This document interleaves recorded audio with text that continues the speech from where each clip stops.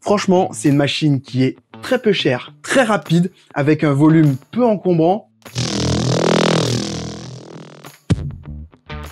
Allez, c'est parti, on a reçu la K2 en mode combo. Donc du coup, on va la déballer maintenant. On perd pas de temps. Allez, c'est parti.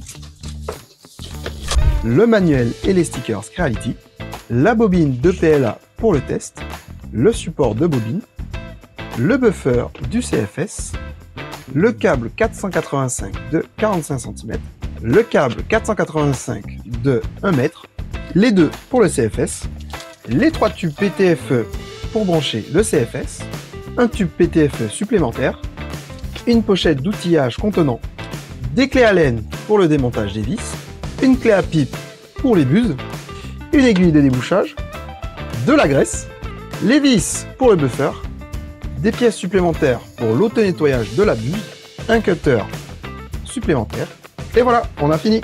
Allez, on va débarrasser tout ça pour sortir le CFS.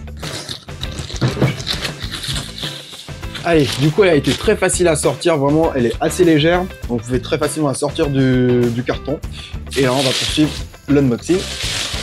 Allez, du coup, maintenant que c'est bien libéré ici, je vais aussi pouvoir libérer le CFS. Je le penche légèrement vers l'arrière. Voilà, une fois qu'on a dégagé tout ça, tac, on va pouvoir enlever à l'intérieur donc les mousses, des mousses très denses qui ne laissent rien bouger, et ce qui fait que tout est extrêmement bien protégé. Vous voyez là, hop, on a les petits, hop là, on a les petites tendeurs qui permettent de ne pas faire bouger les axes.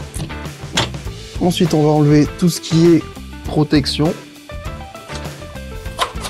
Maintenant, on va sortir ce petit carton de côté. Ce petit carton de côté, vous l'aurez compris, c'est tout simplement la vitre du dessus.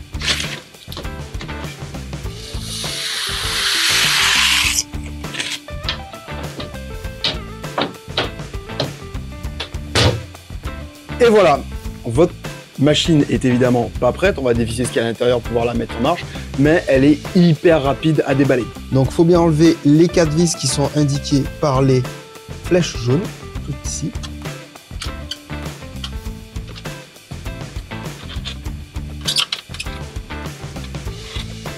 Ok, maintenant on va s'occuper de l'écran. Donc on le fait passer par le petit trou juste là. On va venir le brancher juste là. Ensuite, on va venir clipser. Donc vous sélectionnez la langue qui vous intéresse. Pour moi, ce sera français. Ensuite, on vous demande de faire donc, ce qu'on avait fait juste avant, c'est-à-dire retirer les 4 vis. Démarrer la détection.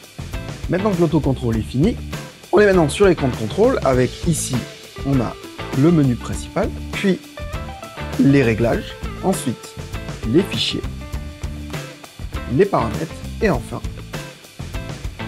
toutes les bonnes astuces, le wiki, le journal d'erreur, les journaux et les entretiens à faire. Allez, c'est parti. Maintenant, on va faire l'installation du CFS. Vous allez voir, comme pour les précédents, c'est hyper facile. On va d'abord installer le buffer avec les petites vis fournies.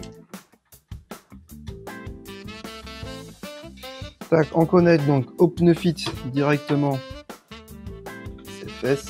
Tac. Tac, ici, hop, ici.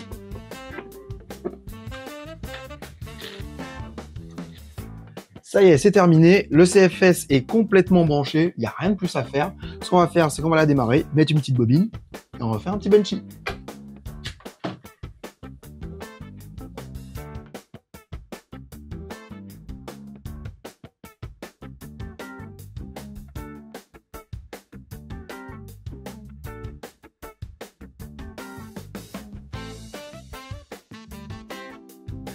Cette K2 est donc une machine qui va, on le rappelle, à 600 mm/s avec une tête jusqu'à 300 degrés, un plateau jusqu'à 100 degrés. Elle est équipée d'une buse en 0,4 en acier trempé et en cuivre, ce qui permet vraiment des impressions nickel. Vous pouvez utiliser du PLA, de l'ABS et plein d'autres filaments hyper techniques grâce à ces petites machines.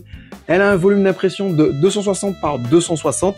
Et évidemment, vous pouvez brancher jusqu'à 4 CFS directement sur la K2. Un petit peu comme toute la gamme K2 et i.